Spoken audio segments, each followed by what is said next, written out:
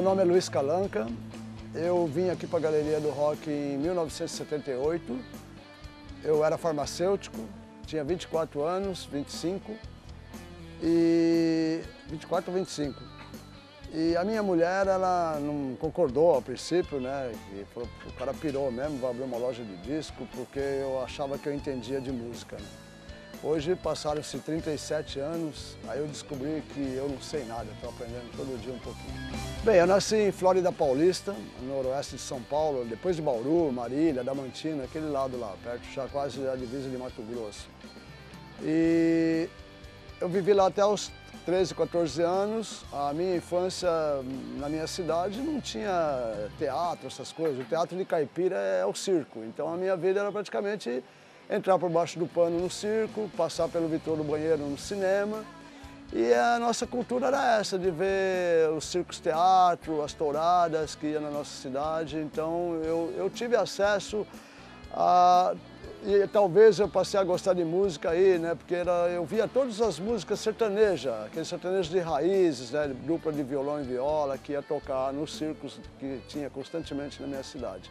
E eu vim para São Paulo aos 13 anos, né? Era 1966, 67, estava se começando a Tropicália estava em efervescência, né? Então eu via aqueles programas de televisão, televizinho na verdade, que a gente não tinha TV, ia ver no vizinho, tudo em preto e branco, ou era colorido, né? Aquela tela de verde, amarelo, azul, que era para não ofuscar, aquela televisão de plástico, né?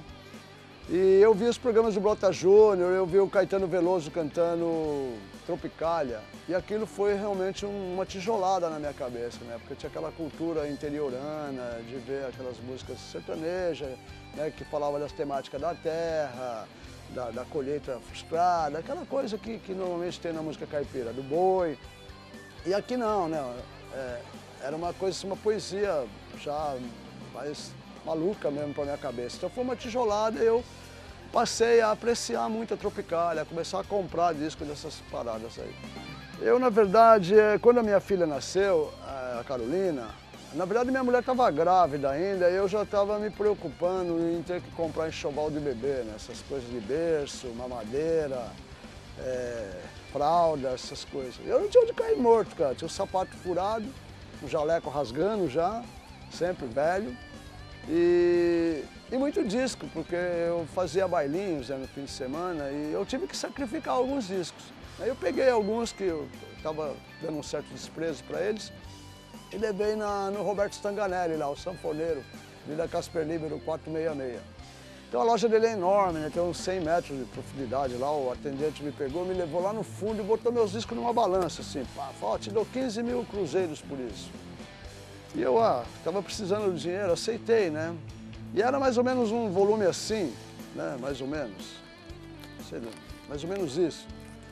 E depois eu, saindo lá de dentro, fui olhando as prateleiras, aqueles casos, esse Chico Buarque eu não tenho, esse Geraldo Vandré, não sei o quê, porque a gente tinha doença, né, por disco, porque isso é uma coisa que você adquire, é difícil se livrar, né? E aí eu percebi que eu tinha gastado R$8, 8 mil cruzeiros, né, porque era outro dinheiro. Eu gastei metade do que eu apurei ali em disco outra vez.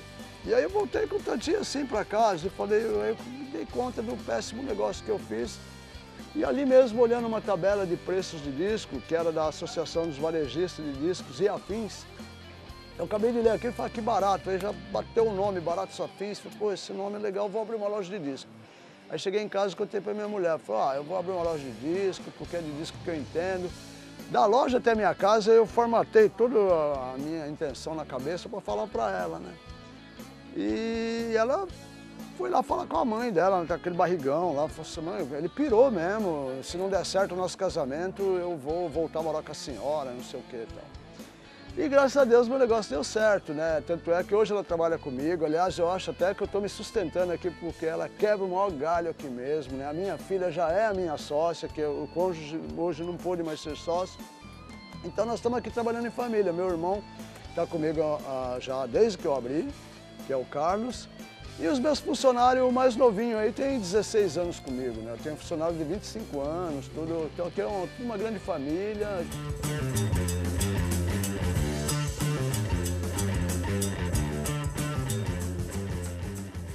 Rapaz, o pessoal fala que a gente é referência, eu nem sei se a gente tem essa moral toda, esses status todos. Mas eu fico orgulhoso das pessoas verem assim dessa maneira. Eu acho que a gente teve alguma visibilidade depois de ralar muito mesmo, de quebrar a cara e de mostrar que a gente estava sendo uma resistência. Eu acredito talvez que foi a maior guinada econômica quando teve a transição do vinil para o CD, porque eu fiz um artigo para a revista Veja que eu estava execrando, pregando o evangelho mesmo contra o CD. E o pessoal dizia que eu estava com ciúme, porque eu tinha um mar de discos aqui, que aquilo estava obsoleto, não valia nada. E eu fiquei dizendo o tempo todo que o CD era uma porcaria, que era mais uma moda que ia passar, mas ninguém queria me ouvir, né? Então, ficou todo mundo contra mim, a imprensa me achincalhava, me tratava como o último moicano a gostar de CD. Aí eu tive uma ideia, falei, bom, eu vou fazer as pazes com o CD e ofertar CD novinho em troca de vinil velho. E aí talvez foi a maior guinada econômica da minha vida, né? Que as pessoas me davam obras de arte maravilhosas de vinil em troca de CD. Eu tenho certeza que está todo mundo arrependido, mas infelizmente eu não tenho mais o disco de vinil para devolver para essas pessoas. Eu acho que aí, a partir daí, quando as pessoas caíram na real, que o CD perdeu o glamour, aquele encanto todo, aí que começaram a dar valor para mim e me ver até como um visionário, né? Que não sei se tem esse carisma todo aí. Ó, sem falsa modéstia, acho que foi eu mesmo, sabe? Porque assim, aqui já era meio que galeria do rock, porque aqui era a boca do disco, né? Tinha Breno Rossi, Bruno Bros, Museu do Disco, Casa Manon, Prodisc, ProSom, Áudio, Cartaz, tinha 7 lojas, né? Aqui na galeria tinha loja na entrada lá da São João, 2 da Cartaz, uma na 24 de Maio. Sem contar que Mesbla, Mapping, Casas Bahia, todos vendiam disco e minha loja era uma cabine telefônica, comparada a essas megas store. Então eu botei uma salinha aqui pequena, que eu troquei em troca de uma coleção de Roberto Carlos, e eu acho que eu atraí a concorrência, porque meu negócio foi próspero, comecei a virar muito rápido, tudo que eu vendia aqui, eu corria em tudo quanto é loja da periferia e pegava tudo que eu achava de legal e trazia para cá para enriquecer meu acervo, né? Mas eu acho que quando eu comecei a produzir disco, que eu fiz o meu primeiro disco, que era o Sing Alone, do Arnaldo Batista, começou a surgir outras lojas usando a gente como referência e passou a produzir também. Então aqui chegou a ter 23 produtores de discos.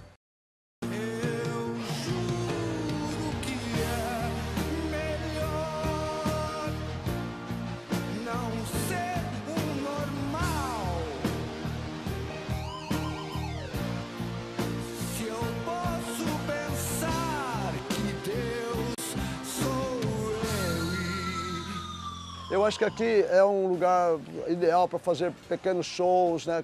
Os corredores são bem largos, né? É possível, eu já fiz várias tardes de autógrafo aqui dentro, sem poder ter espaço para usar aí fora, por exemplo. Eu podia fazer um acústico de violão, ou uma guitarra bem baixinha, num amplificador sem propagar muito volume, né? Então seria muito legal e ajudaria a contribuir com a galeria. Olha, essa coisa é muito relativa, né, de um principal. O principal para mim é esse, que é a minha moeda número 1 do Tio Patinhas, né? Até porque ele é um valor sentimental, porque eu tenho várias cópias e ele é o meu número 1, né? O disco que abriu o meu selo. Eu acho até que o Arnaldo Batista talvez seja o mais responsável pela existência da Galeria do Rock que a própria Baratos Afins, né? Então, para mim, ele é um disco que tem um valor sentimental, mas não é um disco que tem um valor financeiro, né? Não tem um valor agregado de mercado muito alto, até porque existem várias cópias dele que estão disponíveis no mercado. Mas eu tenho muitos discos raros aí que eu gosto de dizer, aquilo que eu te disse há pouco, que eles são tão raros, tão raros, tão raros, que é mais raro ainda você achar alguém que goste deles. Agora tem uns que são raros e caros e que é objeto de desejo, que todo mundo procura. E geralmente esses discos a gente nunca tem, né? Que é tipo o primeiro álbum do Roberto Carlos, que vale 7, 8 mil reais, assim, você põe aí, pode pôr no leilão que as pessoas, sempre chegar alguém que dá mais, né? Que é um disco disputado, mas é um disco que é muito raro a gente conseguir, não é toda hora que eu tenho essas raridades, né? Então eu tenho muito disco raro, mas o que eu vendo, mesma coisa rotativa, é o disco da moda, é o disco que está no mercado, eu tenho que estar o tempo todo me atualizando, porque essa é uma coisa cíclica que muda a todo instante, né? Então hoje ninguém lembra mais de Amy Winehouse, por exemplo, e para mim vender Michael Jackson é só se ele morrer de novo. porque é assim mesmo, o mercado é cíclico, né? Então já vendi muito Thriller, quando ele morreu vendeu tudo outra vez, tudo que voltava, tudo que vende muito volta também, né? Todo mundo quer trocar por outra coisa, todo mundo tem. Mas hoje é muito difícil você vender o Michael Jackson, porque até vende, mas não é com aquela mesma intensidade, como por exemplo foi Mamonas Assassinas na época, ou o próprio RPM, ou Secos e Molhados, que foram grandes vendedores de disco no Brasil. Entre a luz e a linha reta que delimita o horizonte. Entre a luz e a linha reta que delimita o horizonte. Eu acho que foi o do Zé Ramalho e Lula Cortes. Na verdade, esse disco ele é raro e disputado, quer dizer, hoje ele perdeu totalmente o valor, né? Ninguém mais liga para isso, até porque está disponível em formato de vinil e de CD, porque os caras dormiram tanto no Brasil que os gringos lançaram lá fora e pirata, né? E acho que venderam até para o próprio Zé Ramalho, que não aceitava o disco vir para o mercado. Reza uma lenda que é porque o disco chama Lula Cortes e Zé Ramalho, e eu mesmo sempre falo Zé Ramalho e Lula Cortes por conta de o Zé Ramalho ser mais famoso.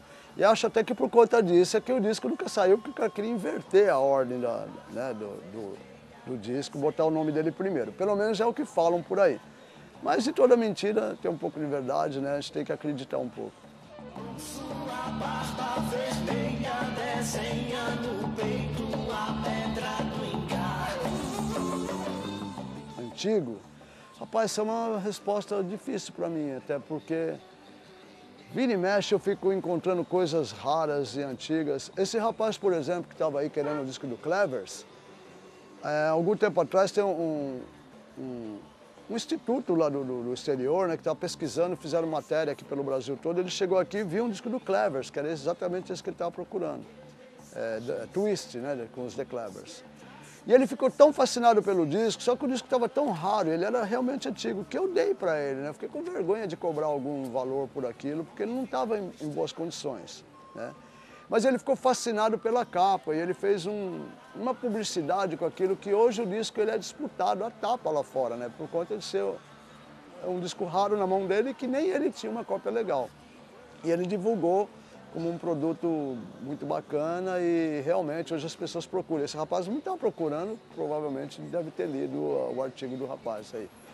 Porque as coisas são assim, né? Eu tenho muito disco velho, é questão de vasculhar as prateleiras, mas em momento algum eu vou poder afirmar para você que ele é o mais velho, porque logo eu vou estar encontrando coisa mais velha ainda. Tem muita coisa velha aqui.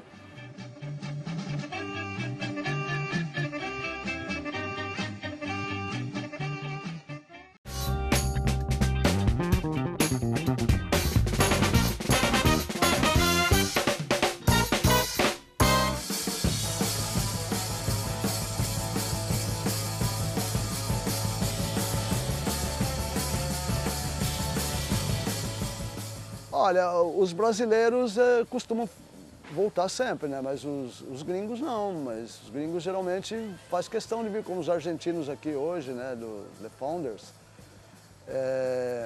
Aqui já veio o Teenage Fan Club, o New Order, que vem de Joy Division para todos eles, a banda inteira do Oingo Boingo,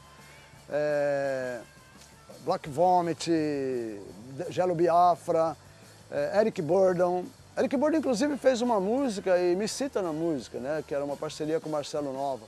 Marcelo Nova vem sempre aqui, é um amigão mesmo, vem com frequência. O outro membro da banda dele lá, que passou mal, inclusive, que estava com a pressão alta, né? O Robério, ele esteve aqui um dia desses, com tontura, ele teve um mal-estar assim, eu medi a pressão dele aqui, né? E ele estava com 19,9, falei, meu, vai para o hospital imediatamente que você está passando mal. Eu ainda tenho esses resquícios de farmacêutico, assim, né? Um dia, quando eu fizer 25 anos, eu vi o Fábio Massari dando uma entrevista para a TV Cultura e ele falou assim, olha, eu conheci o Calanca, a loja dele é do tamanho de uma loja, de uma cabine telefônica, e eu vi, a primeira vez que eu fui na loja dele, ele estava dando uma injeção. E é verdade, as pessoas iam tomar injeção comigo aqui, porque gostavam da minha picada. E aí passou, depois que ele deu essa entrevista, quase que 20 anos depois, 25 anos, né? Um ano depois, talvez, dessa entrevista, ele veio aqui e me flagrou tirando a pressão de um amigo nosso aqui, né? Que não era o Robério. Mas eu, graças a Deus, eu tenho um relacionamento muito legal com os artistas, tenho um respeito muito especial por todos eles, mesmo que eu não goste do som, né? Eu aprendi a gostar, até porque quando eu abri a loja, eu era um moleque muito radical, eu colocava tudo que era um mainstream de tapete no chão para ser pisado, tipo Donna Summer, Lady Zu, Embalo Sábado à Noite, Greasy, João Travolta. Aí os roqueiros chegavam, eu odeio isso, e pisava e triturava o pé em cima. Aí um dia um rapaz, olha que pecado, a rainha da soul music. Aí eu fiquei tão envergonhado que eu tirei aquilo, mas eu não tenho vergonha de contar, porque isso é público, né? Todo mundo viu. Eu acho que você querer esconder coisa... Você pode virar uma página da história, mas arrancar é muito feio, né? Não faço isso. Olha, eu acho que tem muita coisa boa, né? Mas tem muita coisa mais ruim ainda mesmo, né? Então, infelizmente, esses caras, eles têm hoje um marketing midiático, né? Como, por exemplo, se pega um Radiohead aí que finge que vazou uma coisa na rede, aí depois pega e dá os downloads, cada um paga o que quer, por exemplo. Aquilo foi uma puta jogada, né? Mas os caras foram espertos e deu certo. Então isso é muito comum, muitas bandas não ter tanta qualidade, mas tem as ferramentas e os contatos, né? E faz a banda dela aparecer, sufocando o talento de muita gente que tem. A verdade é que se lança muito disco ainda e tem muita coisa legal, mas nós não temos mais uma rádio, não temos mais um jornal que fala de música. As grandes magazines, os grandes jornais, como Folha de São Paulo, Estado de São Paulo, sequer tem um espaço para música. Eles não têm uma página, muito menos um espaço. Tem uma coluna assim que toda semana pudesse mostrar algum talento, porque eles são capazes, são formadores de opiniões e têm poder disso, de revelar novos talentos, que existem muitos, né? Só que às vezes não querem dar o braço a torcer e não cede, tem até vergonha às vezes de falar que alguém é bom, porque tem muito disso de compadrio também, né? Fala, essa coisa aqui é boa, só porque o cara é amigo dele, porque toma cerveja junto, isso é muito mal. Então eu acho que eu tenho saudade de Pedro Alexandre Sanches na Folha, do Fernando Naporano, Pepe Escobar. Era uma época do Ziquel Neves, uma época que tinha jornalismo e crítica inteligente, né? Olha, eu antes de abrir a loja eu era DJ, né? Na verdade eu era discotecário. Eu não gosto muito do termo de DJ, porque DJ para mim faz cuíca com o disco, né? Mete a mão no acetato, imagina a gente botar a mão no meu acetato, eu fico louco, né? Mas eu respeito porque é uma outra onda, o pessoal vai dançar. Aliás, eu fiz uma festa de uma amiga minha aqui, que trabalhou aqui, a Indaiara, e ela falou assim, eu vou colocar, como que você quer que eu te apresente? DJ, Luiz Calanca, não sei o que. Eu falei, não põe DJ não. Então bota então DJ, né? Porque DJ é o DJ e o J, né? Então eu queria que ele escrevesse por extenso, DJ, né? Aí ele escreveu CDJ, ele escreveu. Eu quero ser DJ, mas DJ por extenso. Aí ela escreveu CDJ. Aí ficou CDJ do mesmo jeito. E todo DJ que toca com CD é CDJ, é CDJ, né? Mas eu não sou DJ não, eu prefiro dizer que eu vou lá trocar uns discos para os amigos ouvir, eu vou só em casas que eu gosto, de gente que tem a vibe legal. Porque é muito chato você ficar tocando uma coisa que os caras não gostam, né? Por exemplo, eu fico vendo que DJ toca, eu tenho vontade de xingar os DJ, mas eu não vou fazer isso. Mas também não quero que me xinguem. Eles não estão à venda e há muito tempo que eu tenho, na verdade esses 15 mil é um valor, uma contagem por estimativa, né? Porque eu tenho umas caixas que cabem 300 discos em cada daquelas prateleiras, então eu conto o número de prateleira e soma-se a grosso modo e dá aproximadamente 15 mil. E já faz muito tempo que está em 15 mil e toda vez que eu gosto de alguma coisa nova, eu tenho que sacrificar alguns e tirar de lá. Porque eu não tenho mais onde pôr disco em casa. Aliás, eu já tive um problema quase de separação, porque a gente estava dormindo em cima de disco, né? E aí eu cometi a besteira de pegar o andar de baixo para fazer estúdio e depósito do disco. Então a minha mulher meio que me expulsou de casa, a parte do disco, para a gente ficar de bem maritalmente, né? Marido e mulher, né? Então a gente dorme junto, tudo, mas o disco dorme separado, infelizmente. Aí tem hora que eu tenho que me refugiar lá pro estúdio, mas eu já estou invadindo. Minha filha casou, saiu de casa, eu já peguei o quarto dela, já joguei um toca-disco lá e estou meio que tomando o meu espaço novamente. Olha, o selo Baratos Afins era uma coisa que podia ter dado muito certo, eu podia estar milionário, cheio da grana, mas eu tenho uma doença, cara, de não querer gravar coisas que eu julgo que é comercial, e não é porque é comercial não. Eu gravo aquilo que eu gosto e muitas vezes eu quebro a cara, porque eu acho legal, mas é muito difícil você convencer as pessoas de que aquilo que você acha legal seja legal, até porque todo mundo acha que você está querendo se livrar do teu abacaxi, né? Então você tem que abrir a cabeça do cara machado e enfiar a obra lá dentro, é muito difícil isso. Então eu tenho orgulho do meu selo, aliás, lentamente eu tenho descoberto que aos poucos todos estão virando cult, né? Recentemente nós fizemos o lançamento do SP Metal lá no Sesc Pompeia, que foi um maior sucesso, deu sold out, assim, 2 noites, eu gravei uma coletânea com 8 bandas, né? 4 bandas em cada volume, são 2 volumes. E agora eu reativei 3 bandas, 3 continuaram ativas e voltou 6 bandas a tocar. E lotou o Sesc Belenzinho, né? Teve um feedback muito legal, muitas fotos, todo mundo gravou vídeo, tá tudo já aí nos YouTube da vida aí, né? Então, é um disco que é uma referência no mundo inteiro, né? Todo mundo quando fala de metal nacional fala desse disco. Então eu tenho orgulho disso, porque eu sou assim para as namoradas dos músicos na época, né? Não tinha ninguém para prestigiar. Assim como que eu fui ontem no dos Brutos, né? Eu fiz uma banda recentemente aqui chamada Brutos, e eles lançaram um disco lá na Rua Augusta, eu fui lá, acabei discotecando, eles abriram o show para os argentinos, e tinha muito pouca gente, é uma pena, mas é assim mesmo, a banda quando começa, poucas pessoas dão valor, poucas pessoas... A gente não tem um espaço de mídia, né, em rádio, jornal, TV, para divulgar, para você ver, para o grande público ver, e ver aquilo como um atrativo, e ter vontade mesmo de assistir. Então é tudo aqueles anúncios de boca a boca, é meio difícil de levar público. Eu produzi 104 álbuns de vinil, foram 60 mais ou menos do selo, perdão, teve umas outras reedições, né, no caso de Mutantes, Walter Franco, Jorge Maltin, Arnaldo Batista, Rita Lee. Esses discos foram tudo reedições, Tom Zé, Bicho da Seda, Terço, Sai Guarabira. Eram coisas que eu ia na gravadora e pedia uma tiragem exclusiva para mim, para ter um diferencial na minha loja, né? E, independente disso, tem as produções minhas mesmo, que eram aproximadamente 60 e poucos álbuns. E alguns não saiu pelo meu selo, eu produzi, mas lançaram independentes. E desde 93 eu parei de fazer, a indústria parou de fazer vinil e eu comecei a produzir CDs. Então hoje eu tenho 78 CDs no meu selo. Os meus 3 últimos, o último foi o Brutus, os 2 penúltimos foi a Banda Necro e Messias Elétricos, que são lá de Alagoas. Olha, eu acho que nada é eterno, né? Tudo tem um fim, um dia, né? E até a estrela no céu se apaga uma hora. Mas eu tinha certeza que o vinil ia sobreviver ao CD, né? Que o CD, aliás, hoje as mídias elas se tornam tão rapidamente obsoleta que veio já tanta coisa depois do CD que já morreu também, né? Tipo MP3, já está praticamente morto isso. Hoje nem drive no computador tem mais, né? Então veio o Laserdisc, depois entrou o DVD, agora tem Blu-ray, logo vai ter o 5 quinta dimensão, sabe-se lá o que está na prancheta aí, que vem um querendo engolir o outro, né?